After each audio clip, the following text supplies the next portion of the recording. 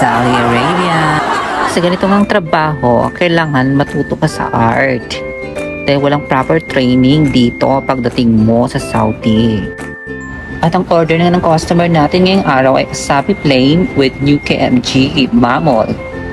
Kailangan natin i-mix yung dalawang klase sa isang customer tray na may kasamang design. Yan na nga, pinaikot-ikot ko na siya na parang ikaw na pinaikot ng ex mo.